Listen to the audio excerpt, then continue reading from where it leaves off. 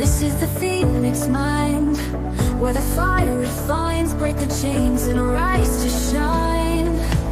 Rise on the lead with heart, every end a brand new start. With Lisa Manzo, we transform, we ignite. This is the Phoenix mind.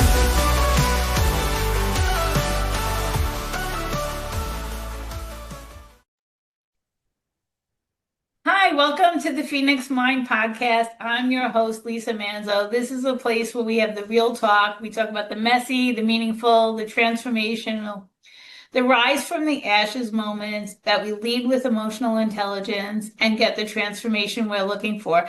And today I have a special guest, and I'm going to read you his bio. His name is Chip White. So Chip has more than 30 years of experience in the film and TV business. After moving to LA in the early 80s, he spent the next 20 years working for some of Hollywood's biggest companies, including King World, Sony, MTV, VH1, Nickelodeon, and Discovery. In 2022, Chip started a new chapter of his life with a move to San Antonio, Texas. It's there he started a podcast with Nelco Media called Relatively Famous with Chip White. Welcome, Chip. Thanks for being here. Thank you for having me. It's a pleasure. I'm so excited to hear your story because I do these podcasts because somebody's story touches somebody somewhere and helps somebody. So tell us a little bit about your life. I'm sure that there's so much more to this bio than it's in here. So tell us more. Sure. Well, I grew up in North Myrtle Beach, South Carolina. And be up front, I have a very famous relative. My sister is Vanna White of Wheel of Fortune. Oh, how cool. Yeah, that's what took me to Hollywood in the 80s twice. I went out in the early 80s, and I'm like, if I'm going to starve, I'll starve back home. So I ended up going back to South Carolina, and a couple of years later, she had Will was really taking off. Her boyfriend, John, got killed in a plane crash. So I moved back out and went to kind of work for her, and then went to work at King World and everything. And I was there almost 20 years, or 17, 20 years, somewhere in there the second time. And my wife and I, we had a 5-year-old, and we decided, we did not want to raise him in LA. We both kind of grew up in smaller towns. And I took a TV show in Boston. That was kind of our way out with Discovery called Firehouse USA. And after that, I only got one season. We were kind of like, well, where are we going to go? And I had said I'd never live in Charlotte, North Carolina. We were headed to Peachtree City. She wanted Austin, and I wanted Wilmington, but we ended up in Charlotte. And we were there for 17 years, and it was actually a very good and healthy life for us there. Awesome. So, I know that we all have struggles in life, and this is a show where we talk about emotional intelligence. You want to share with us one of your rise from the ashes moments, because we all have them. Yeah, you and I were just talking about it. I have 22 years clean and sober. Got clean in October of 2002. Cocaine was just kicking my butt all over the place. I was 42 years old. My dad was out visiting. I was unemployable pretty much. And my kid was 3 at the time, not even quite 3. And I remember my wife woke up. She said, "You know what? I'm done. I'm not going to live like this. We'll sell the house. You can take your share and buy the biggest pile of cocaine you want and kill yourself, but I'm not going to let our son watch you do it." And, it's one of those, baby, please give me one more chance, And she said, "No, I'm done." And I told my dad, and, he was, I think, 70 something at the time. And, alcoholism runs in my family. His father was an alcoholic. His brothers and sisters were alcoholics. And he understood that part. The drugs part he didn't. He was like, "Son, don't you know that's illegal?" It's like, well, yeah. I started going to meetings after that. And for some reason, it stuck. I don't know why. God's gift, God's grace, but it stuck. And it's been 22 years, almost 23 years now. So she said no, but you're still married. Tell us the Yep. more. Well, she said no. I moved out. She said, I'm going to take my son and leave us. No, you keep the house. It's stupid for you to uproot him. So I moved out for several months. Was staying clean and sober.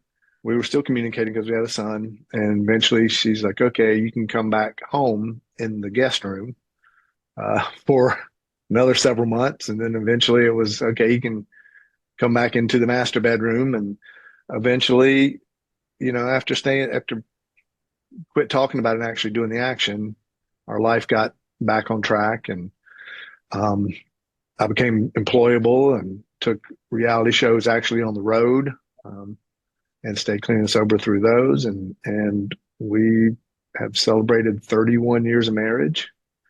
Um, That's and phenomenal. Congratulations. That's just so awesome. So you went to the meetings, right? And you're in the 12-step program, and you said it stuck. Was there anything that you can think of that was helpful for you that you thought that maybe that was the reason it stuck? man, you know what? I think it's just I gave up. I remember Surrender.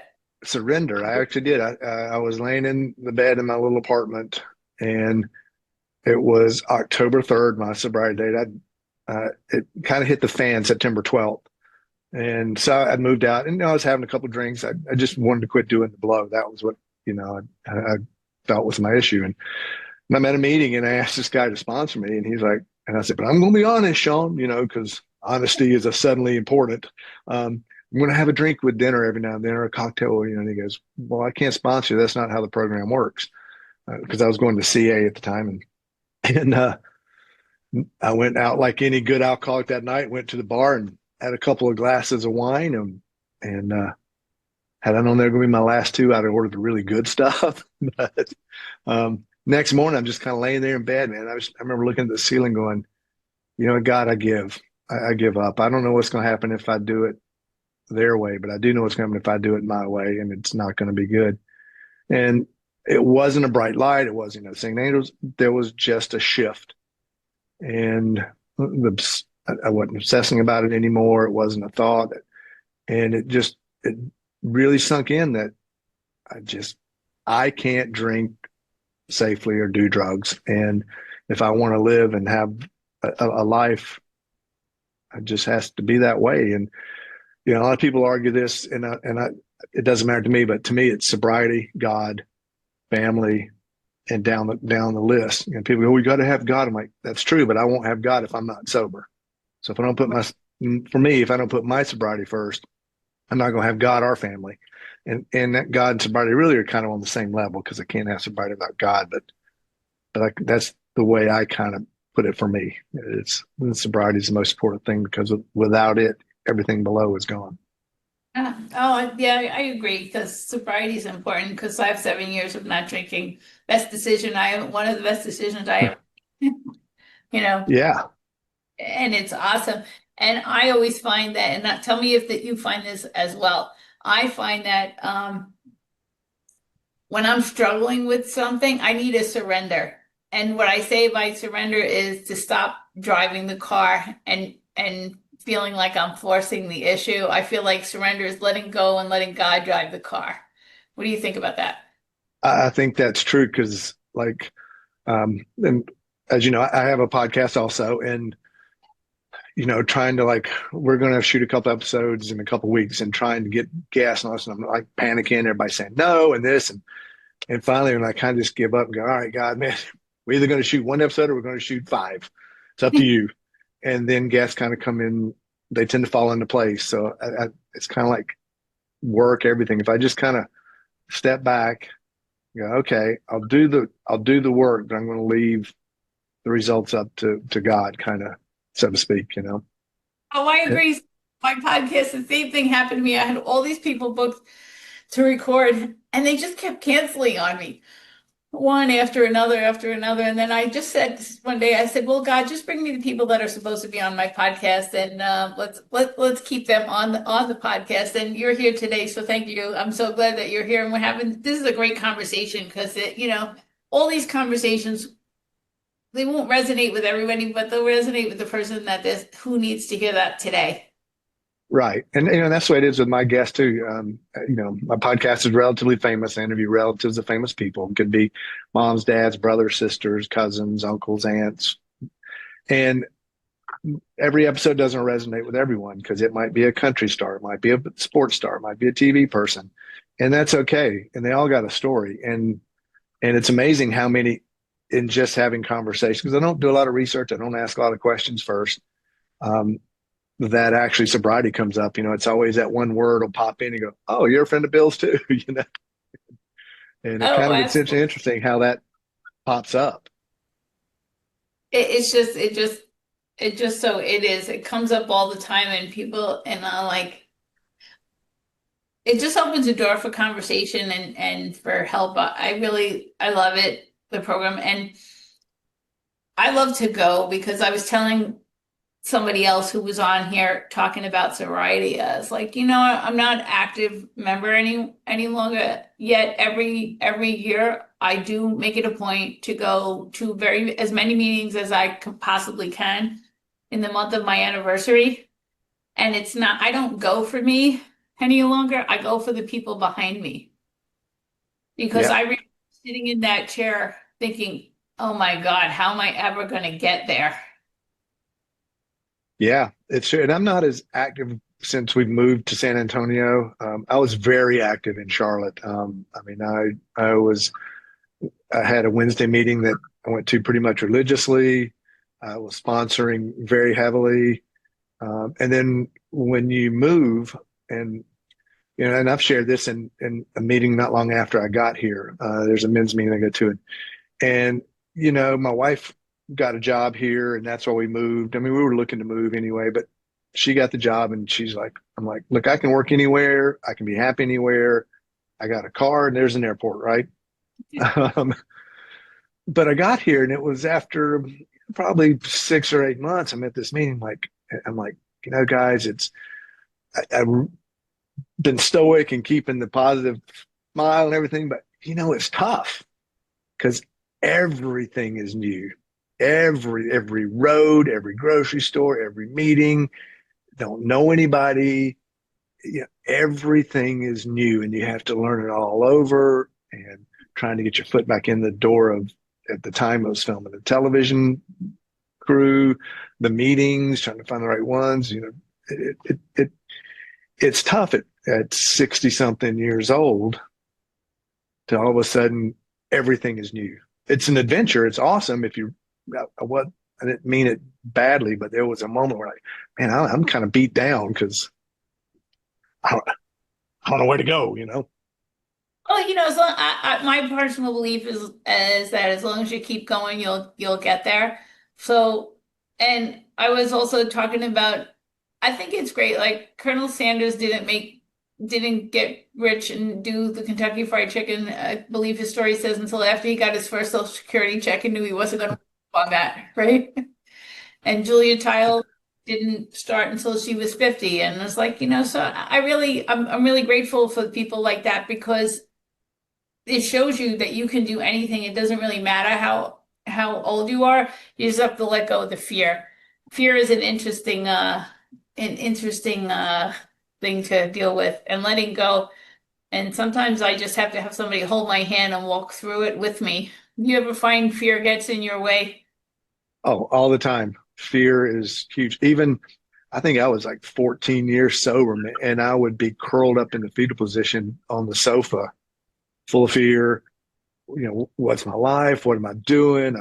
I'm applying for jobs. I'm not getting them. I'm this and that, and it was fear based. And I still have that a lot today. It's like picking up that phone call. I fear of calling someone to be on the show. Fear of I work for audiovisual aids here in San Antonio. Picking that phone up and making a cold call for sales. It's like you know, what if they say no, or what if they say yes? I mean, it's but Right? it, 100% of the shots you don't take. I don't know who said that, but somebody said it somewhere. yeah, I think it was it Michael Jordan and I don't know, somebody. You're right. Yeah. Yeah, and I love the what fear stands for. Well, so it's false evidence appearing real. Have you heard that one before? I have. It's true. You And know it's it. just your mind plays tricks on you. It makes you think that you can't do it, and it puts all these things in your head. And it's like, is that really true? I ask myself that a lot. Is that really true what I'm thinking, or is it something my mind made up because it wants to stop me because it's afraid? I think it's true. A lot of it is, I forgot who the Mel is it Mel Robbins. She has that 5 second rule, like count to five, if and then do what you need to do. It's like if you need to make a phone call for work and you're procrastinating, she goes count to five and make the call.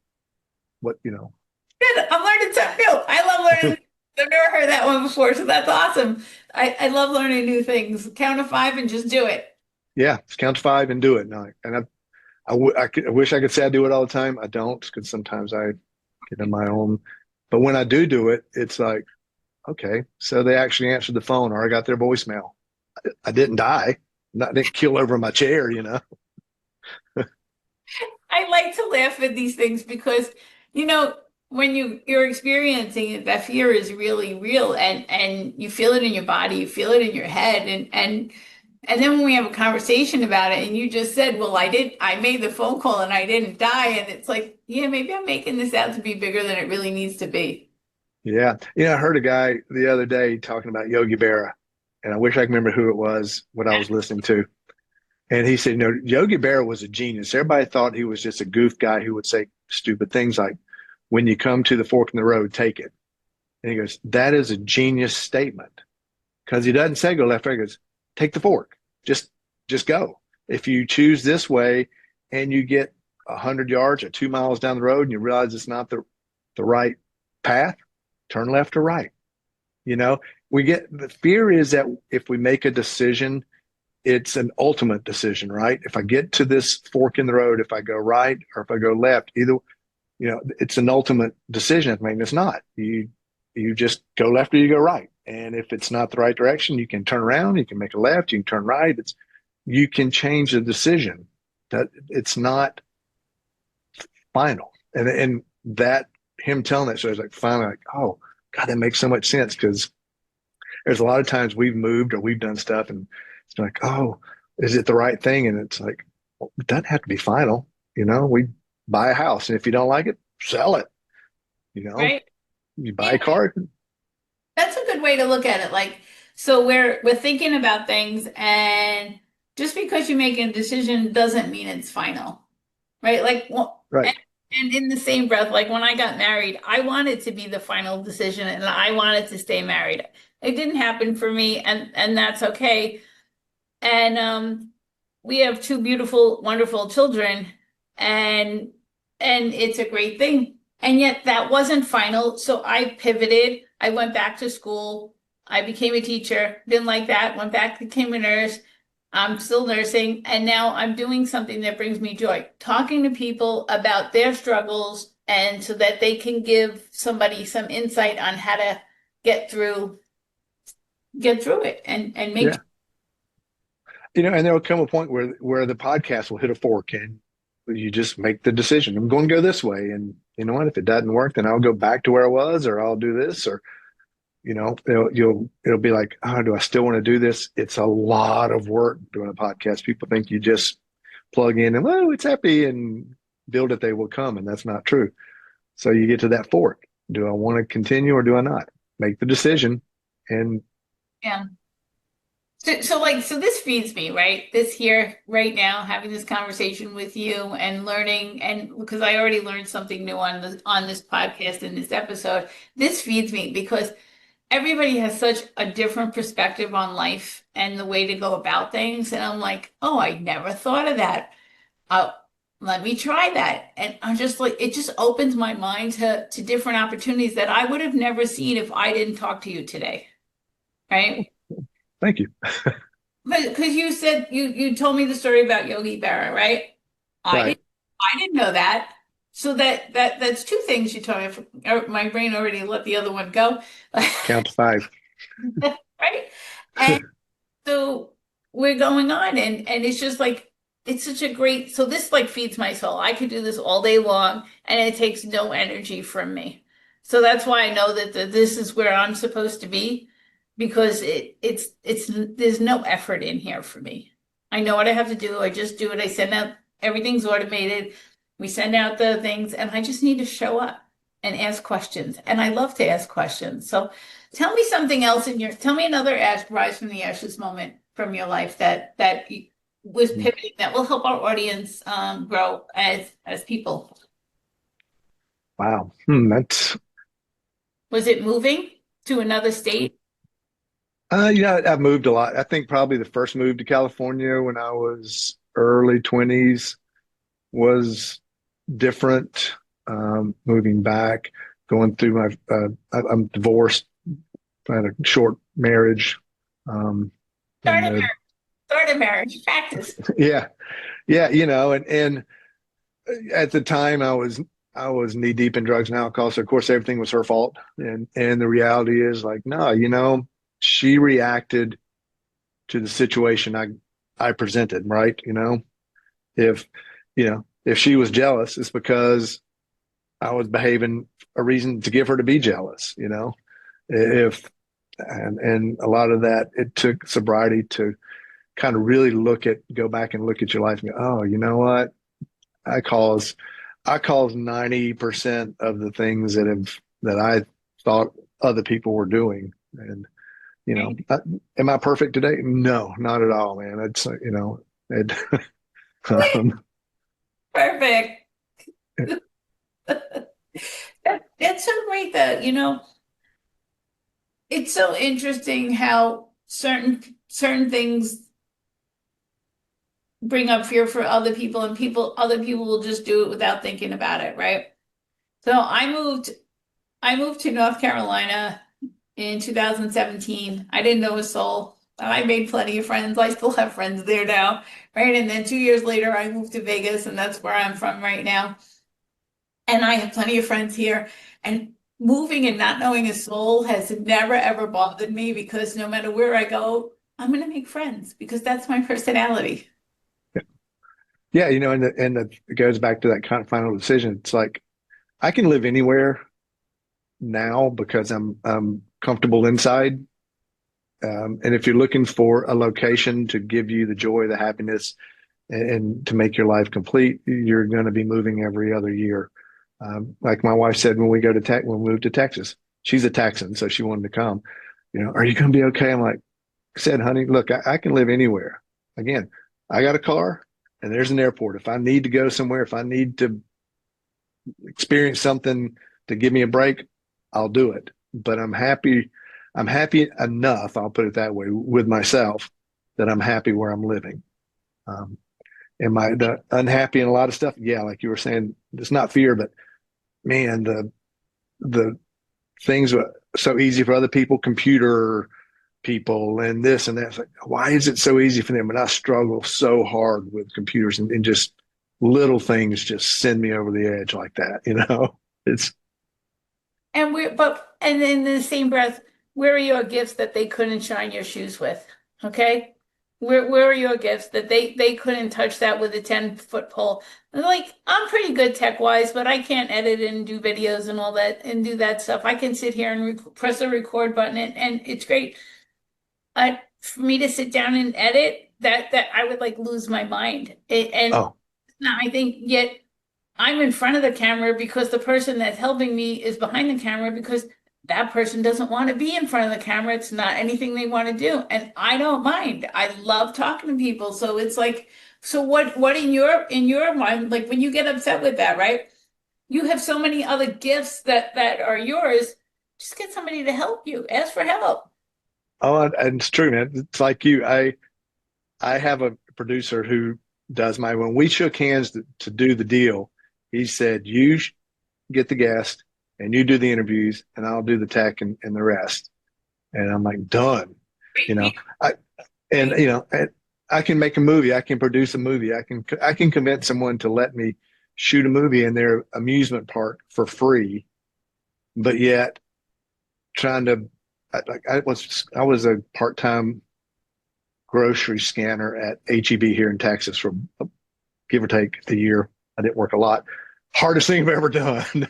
I thought, how hard can it be to scan groceries? Oh my God. I said, I can convince this guy to give me his amusement park for a night for free with less stress than scanning groceries. Isn't that so interesting, right? Like, it's like, and that would terrify me asking somebody to do that. I would do it anyway, but that, like, and you just can do it naturally. And that's such a beautiful thing, right? That's why the world works because everybody has different gifts that gets them moving forward. It's true. I think there are people that are friends like, oh my God, how do you make a movie? And I don't know. We just do it. It's like, here's the steps and and we, as you said, we do it messy, but just do it. So Oh yeah, it just do it like I'll be at work and I'll be doing stuff and I'll get like a ton of stuff done. And I'm not the neatest person in the world. I'm gonna own up to that one. And when I have students, because I love the students, because I love to teach and I love to talk. We already know that. Um, and they're always cleaning up after me, right? And I just laugh at it. I'm like, yeah, when you get to be here and you're busy, I don't like my patients to wait. Okay. I don't want my patient to wait until everything is perfect before I go and take care of them and give them their medicine. So you know what? It's okay if I'm a little messy because I'm putting my patients before the mess. I clean it up later when I did my morning med pass and everything's calmed down. I clean it up later. It'll get done. It won't be yeah, 7 o'clock when the next nurse comes on. It'll be all fine. And and it works for me. And I walk around the building and the patients are like, hey, and they always make sure they say hello to me. They're always very polite because they make them feel important because they are. And everybody's important. And it's how you make them feel that they remember. It's not what you do, it's how you make them feel. yep, Right? yes. And then, like when I was scanning groceries, like I wasn't fast. That was part of the reason they were always on my case about, the number of groceries scanned. But I wanted to talk to the people, especially the older people. I would have a conversation, sort of, as best I could. And I kept telling I think it was Norway or Sweden, actually opened what they called a slow lane in their grocery store for people Mhm. who wrote checks or these older people that came through. It's the only person I got to talk to from this. And kept telling HEB, look, you got 6 lanes, you're using 4. Take that far one, call it a slow lane for the people who want to write a check, for the older people who want to have a conversation. It doesn't have to be about speed. It's if you really truly are talking about you want it to be a friendly environment, make it friendly where people behind them aren't yelling at them. That's so true. So I read a post on Facebook, I must have been a year ago, right? And the person was complaining about the elderly person in front of them and about how it was taking so long and this and that. So I commented on the phone on the post and I said, that might be the only social interaction that that person gets that day.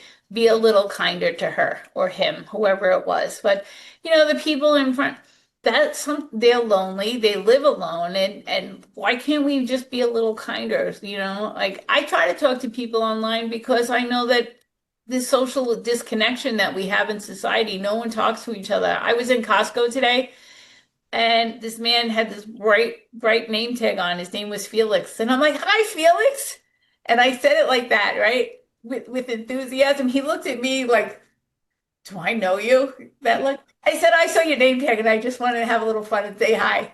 And then, so he knew he didn't know me and it just changed his whole perspective for the day. He goes, thank you for that. It's like, it takes a second.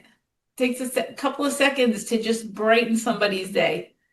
Absolutely. Absolutely. I try to do it. I try to smile, try to say hi, the nod, something, if someone's got a cool sweater or shirt or bright, I go, oh man, you're very tropical today. It looks awesome, and Sometimes again, on this trip and I just say hi to people and it's so funny, their reactions. Some people are looking at me like, you talking to me? I'm like, yeah, hi, how are you today? And it's just the reactions because they're not used to talking to people and people smiling at them. Well, I'll just smile at people and some of the reactions I get are just funny. I was like, yeah, I'm smiling at you. It's okay. It's just fun. I like to have fun with life. I'm at that point where I'm gonna let all the stress go and just do what I like to do. So I have Excellent. a couple more questions for you. Um, Okay. I know we talked about a lot of things about, we talked about fear, we talked about other stuff. So if you wanted to tell my audience one thing that would help them if they're in a time of struggle or something they can do, if you want to repeat something because it's that important, what would you like to share with them? I think it goes back to kind of like when you get to the fork, take it. They make the decision. It, there's very few right or wrong life-threatening decisions. Not saying that they're not, don't get me wrong, but the 90% of the decisions we have to make on a daily basis really are just a decision to move forward. And if it's not working, then pivot, make another decision, make a decision like, you know what, I'll call somebody else or I'll go to a different grocery store, whatever it is, take the fork, make a decision.